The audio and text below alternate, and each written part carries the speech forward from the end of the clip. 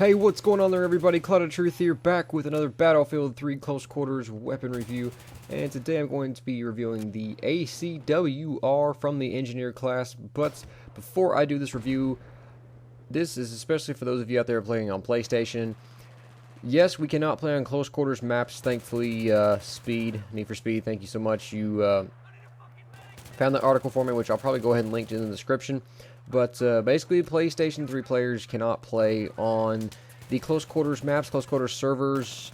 I believe it's only in North America. I think everywhere, at least everywhere else that I know of, they actually can, unless it's not been released. Which I know they had some kind of different release dates and whatnot. But I believe in North America they cannot play on the close quarters servers or have trouble connecting and staying on. So actually, Sony PlayStation 3 players cannot, in North America that is, cannot play on the close quarters servers, which is of course rather frustrating because I'm trying to bring you guys close quarters footage and trying to play and enjoy the maps, because you know I downloaded it, I did buy Battlefield Premium, so I'm wanting to play on them and I can't, which is frustrating. But of course, you know, the usual, you can't do something to say we're working on it, so we'll have to see how that goes. But I'll probably go ahead and link that in the description. That's an article, I believe it's on the EA's website, so go ahead and you can just read it for yourself. It's really short, and just kind of will explain, you know, that basically North American PlayStation 3 players cannot play close quarters, and basically the same thing I just said. So, alright, let's go ahead and talk about the ACW-R, which is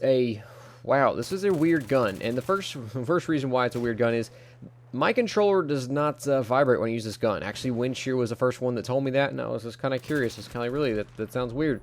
And sure enough, after I unlocked this gun and used it, every single other weapon in Battlefield 3 I use, like whenever you fire, the controller just vibrates and shakes just a little bit. But those of you on PC, this really doesn't affect you as much. But those of us on console, you're so used to that feel of your controller vibrating whenever you're using a weapon that when it doesn't do it, it feels weird. And this weapon feels real odd.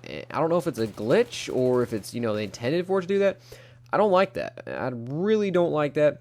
But I'm starting to get used to it just because I played with it for a while, leveled it up, and just used the gun just for, I don't know, probably used it for a good 6, 7, 8 maps today. So, you know, I have been getting used to this weapon without that controller shaking and vibrating, but I really do enjoy that when it comes to actually the feel of the weapon in my hands. I think that adds to it, really adds to the feel of this game. And whenever it doesn't do that, of course, it's that really just weird, odd, strange feeling. I don't like that.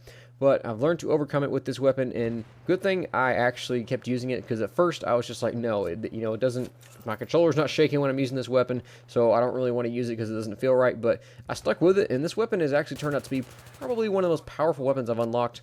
I've even unlocked the Spaz 12 as well, which is of course a shotgun. Obviously I'll be doing a review of that very soon. But the ACW-R is a rather interesting weapon because really, it's a close quarters gun, but a lot of the Battlefield Battlelog things say, you know, it's good for long range, which is kind of weird. This gun fires at a pretty fast 850 rounds.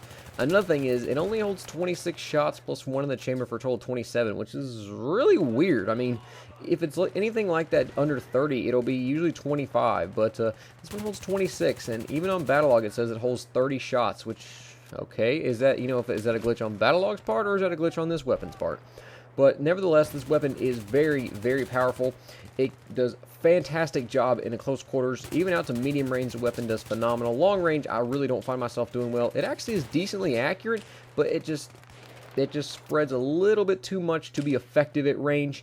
It can do a decent job, but overall I find that close quarters, this weapon is just really where it thrives. It reminds me a lot of an F2000 if you want to make a comparison for an assault rifle, that it does really well in close to out to about medium range, and then once you start getting to longer range, the weapon struggles. That's really what the ACW-R reminds me of, and that's really where it excels. Close quarters. Now, another thing is, a lot of people have been saying the ACW-R has no recoil.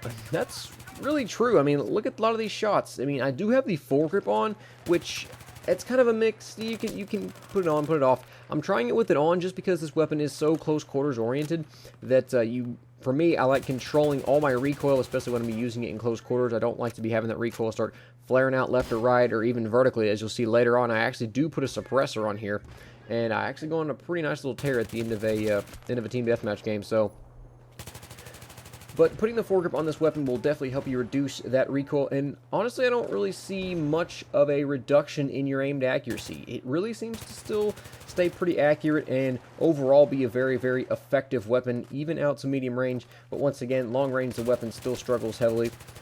Now as far as the scope goes, you can use a holographic, which I've got on here. I think I like the reflex red dot a little bit better, but holographic is definitely a good choice, and I finally picked up the suppressor and put on here. Now, suppressor will, of course, basically just reduce your range on almost every aspect about it, but it does keep you off that mini-map, reduce your vertical recoil, and I think right here is when I go on, I don't even know, there's a few kills, maybe like a 7 or 8 kill streak right towards the end of a match, but once again, guys, the ACW-R, very, very powerful weapon in close quarters.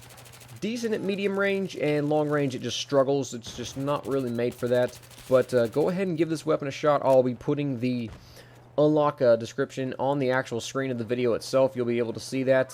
And for those of you don't leave a comment saying how do you unlock this gun, just watch the video. I mean, it'll be on the screen. You can read it for yourself. It's pretty simple. I don't remember off the top of my head, but yeah, hopefully I'll be doing a SPAS 12 review coming up very soon. And don't forget, guys, this week I'll be doing that 1,000 subscriber special.